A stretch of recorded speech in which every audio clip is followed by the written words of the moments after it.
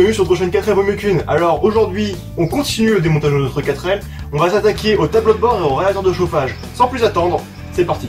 Donc pour déposer le tableau de bord, franchement pour un tableau de bord, c'est vraiment très simple. Faut commencer par déposer le volant, donc il y a juste le cache ici à enlever.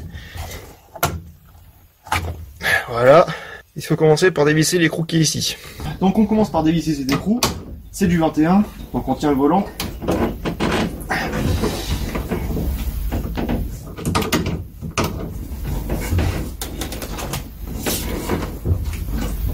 Ah la vache. Je vais essayer de l'avoir. Retournevis à frapper.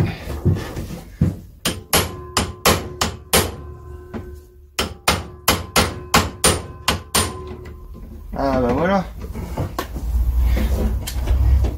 Avec les bons outils, ça vient tout seul.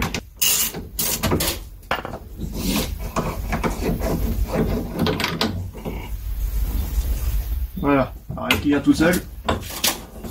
Non, il vient pas. Donc là le volant il est collé. Alors ce que je vous conseille pour éviter de vous prendre le volant dans le nez quand il va se décoller, vous remettez un peu l'écrou. Maintenant vous commencez à tirer. Ah ça va, il est venu sans trop de problème. Et si jamais vous tirez fort et qu'il se décolle d'un coup, vous risquez de vous prendre le volant comme ça. Par contre, petite indication, si juste vous déposez votre volant pour partir sur le tableau de bord et en fait tout remonter et remettre le volant, faites un repère avec un marqueur sur le volant et la colonne de direction pour pouvoir remettre le volant pile dans la même position. Alors moi, la crémaillère n'est pas centrée, c'est-à-dire que le parallélisme il est bon, mais que c'est pas sur le point central de la crémaillère, donc j'ai pas fait de repère parce qu'il va falloir que je refasse moi-même que je repère moi-même le centre de la crémaillère. Et si jamais juste vous déposez le volant et que vous remontez sans plus, faites un repère sur le volant et sur la crémaillère pour pouvoir tout de suite le remettre dans la bonne position. Il n'y a pas de détrompeur sur la colonne de direction pour pouvoir remettre le volant tout de suite centré. Alors avant de continuer le démontage du tableau de bord, il va falloir s'occuper un tout petit peu du compartiment moteur, notamment enlever le câble du starter. Le câble du starter, il est là, il est attaché ici, il va falloir l'enlever parce que justement, il est attaché au tableau de bord. Il est attaché à cette tirette là, qui passe justement dans le tableau de bord. Donc là, vous voyez, le câble de mon starter est fixé très bizarrement. Ah ben voilà, il était juste clipsé et recourbé comme ça, ce qui est un peu bizarre. Maintenant, on va essayer de le dégrafer de cet endroit-là. Il y a la petite languette ici, au bas, elle a sauté. Où est-ce qu'elle est passée? Elle est là. Et ça a dégrafé le câble. Le câble qui passe ensuite dans ce trou-là et qui relie au tableau de bord. Donc on va commencer à démonter le reste du tableau de bord. Il faut d'abord enlever le cache qui est sous le volant. Il y a donc une vis dans ce trou-là, celui-là, également un écrou ici et une vis ici. Et si j'oublie rien, le cache au volant est censé partir.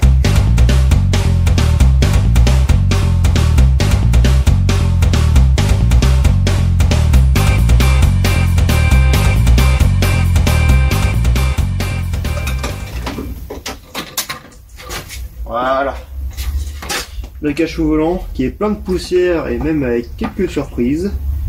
Donc tout ça à garder bien précieusement. Ici, je sais pas ce que c'est, j'ai tout un tour rond de câble. Je sais absolument pas à quoi ça sert. Peut-être le fil de la radio. Hop là, donc ensuite ça c'est fixé comment déjà? Il me semble que ça c'est juste clipsé. Ah, ça doit être ça.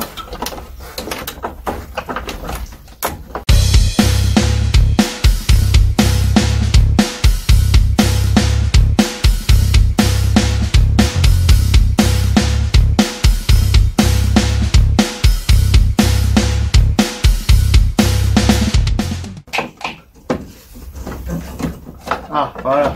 On va les pousser juste un petit peu plus. Et ça se décroche. Juste là, il y a encore le commodo qui est fixé. Donc les vis qui tiennent le commodo, c'est du Torx T20. Hop là, voilà. Et comme d'habitude, les vis, on les remet là où elles allaient. Voilà, et cette pièce-là sort. Ici, le commodo est branché, donc on le débranche gentiment. Voilà. Ça, il faut le garder précieusement. On va repérer comme quoi ça, c'est le commodo droite. Et pour le commodo gauche, c'est c'est la même chose, sauf que les vis sont situées en dessous. Voilà. Ah, sauf que là, il y a deux connexions. Ce sont deux connexions différentes, donc on ne va pas se tromper. Mais à part bien repérer quand même. Voilà, comme ça, c'est repéré. Donc ça, c'est enlevé. Ça, il me semble que ça sort en tirant sur les deux languettes sur les côtés. Voilà. Voilà. Voilà, donc c'est les petites languettes métalliques qui sont ici. On appuie sur chaque côté et on arrive à faire sortir. Hop, on tire un peu dessus gentiment. Et vous avez donc derrière des connexions électriques. Vous avez surtout ce câble. Ce câble, c'est le câble du compteur de vitesse. C'est le câble qui vous fait tourner l'aiguille et qui fait défiler le kilométrage à votre compteur. Donc notamment si vous voulez faire casser la trophy, vérifiez bien l'état de ce câble et même prévoyez-en un en avance parce que ça peut casser. Et si jamais il casse, bah vous êtes simplement disqualifié. Donc je vais essayer de vous montrer comme je peux. Normalement, en tirant doucement dessus, c'est censé venir.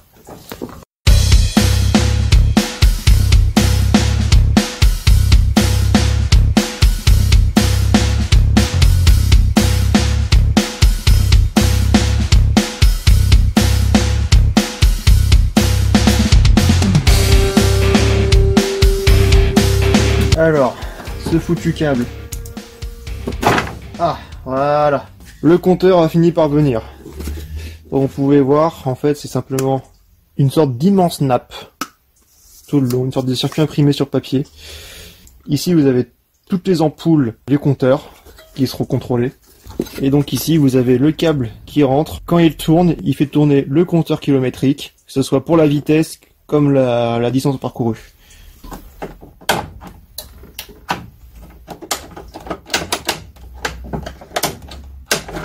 Hop, bon. Ensuite, vous avez ici les boutons de warning et de désivrage arrière qui passent à travers le tableau de bord. Donc, au personnel, le warning est en haut, le dégivrage est en bas. Donc là, le faisceau du tableau de bord est quasiment entièrement démonté, j'ai l'impression. On devrait normalement bientôt pouvoir sortir le tableau de bord. Donc normalement, ensuite, pour sortir le tableau de bord, vous avez juste une vis ici, la même de l'autre côté, et également une dernière vis sous la baie de pare-brise. Nous, la fixation est pétée, donc j'ai pas besoin de m'occuper de cette vis là. Donc les vis sur le côté, c'est l'Ulysse.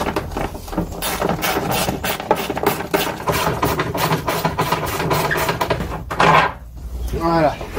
Normalement. Oh bah ouais. Et bah c'est venu tout seul. Voilà. Ah bah l'allume-cigare risquait pas de fonctionner. Il est débranché.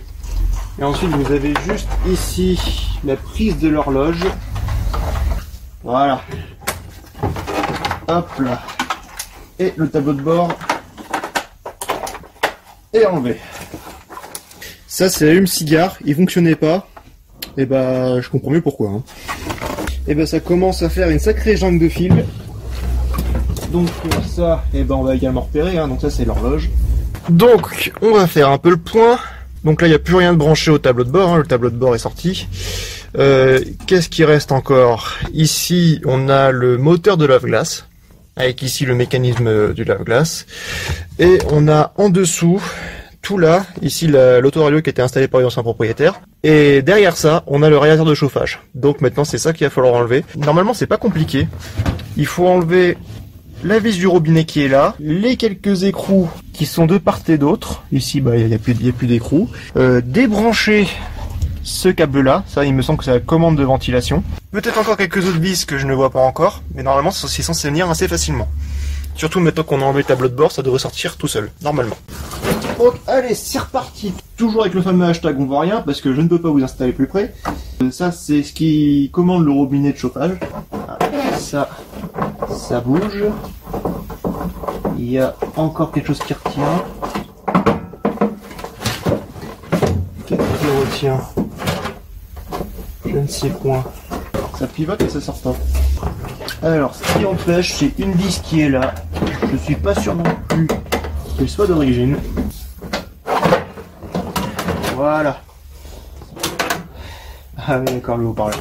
On va essayer de faire le point. Je sais pas si vous voyez. Et ici il y a l'autoradio, et ici il y a un gros haut-parleur qui a été installé à même le plastique. Ça c'est bien le câble de l'antenne.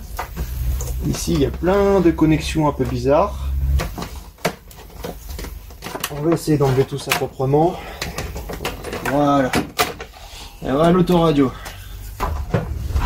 Voilà. Ça fait une pièce en plus de sortie. Et c'est toujours pas fini, malgré tout ce bordel. C'est toujours pas fini. Alors, il reste encore pas mal de petits vis qui sont très accessibles. C'est du cruciforme partout. Hop. Ouais. Et là, ça bouge. Hop là. Ah, j'ai oublié de déconnecter le ventilateur. Voilà. Et ici, on a le moto-ventilateur. Le ventilo qui est en bon état. Ça, c'est une bonne nouvelle. Et ici, on voit notre radiateur de chauffage. Donc, il est plus fixé par grand chose, normalement. Ici, on voit, il reste encore quelques écrous. Encore en bas, ici. En haut, il est plus fixé. Donc, faut enlever 3 écrous. Et normalement, il devrait venir. Petite chose que j'ai oublié de faire, il faut déconnecter ces durites. Donc, cette durite-là, faut la tourner. Et celle-ci, soit vous utilisez une douille, soit un tournevis plat.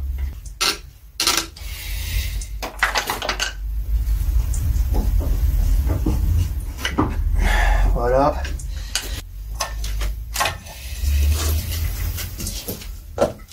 Voilà. Hop. Allez, les durites sont déconnectées. Allez, on continue. Les écrous sont enlevés. Alors, ça a l'air de venir.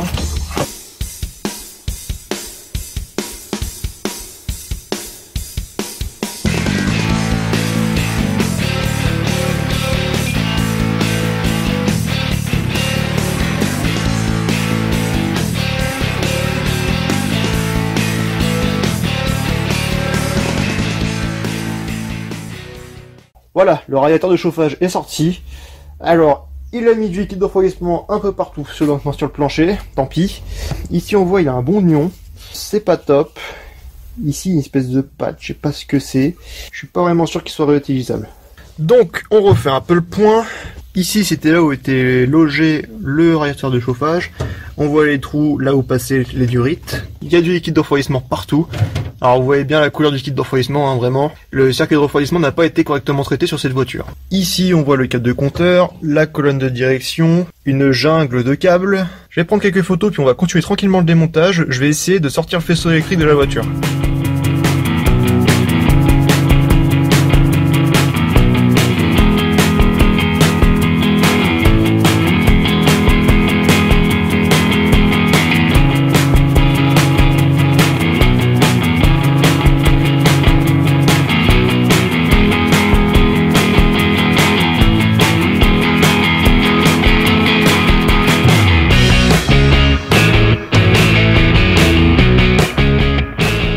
Alors, j'ai presque tout sorti. Il reste encore une petite connexion. Ici, là. C'est la connexion qui va au capteur de la pédale de frein.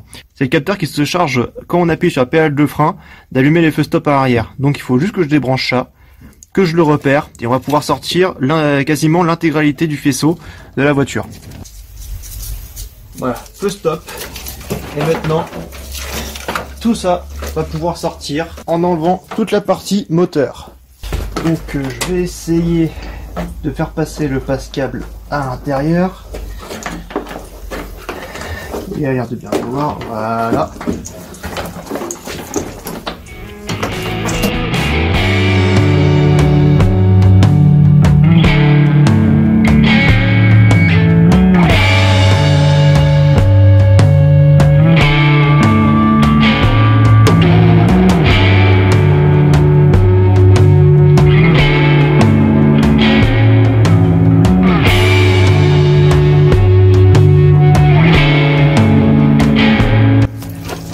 Et voilà notre faisceau électrique principal de la voiture.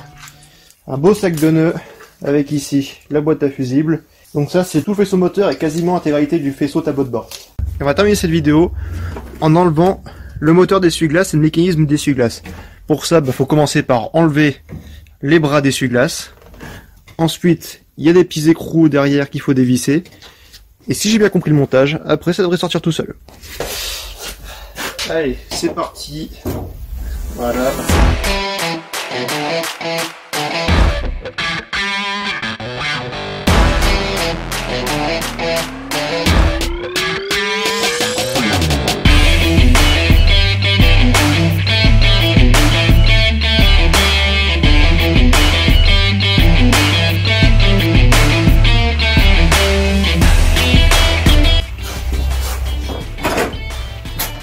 Et voilà. Ah, c'est bon. Comme j'ai pas envie de m'arrêter, je vais aussi démonter la grille ici et essayer de démonter la buse de la glace. Donc, hop.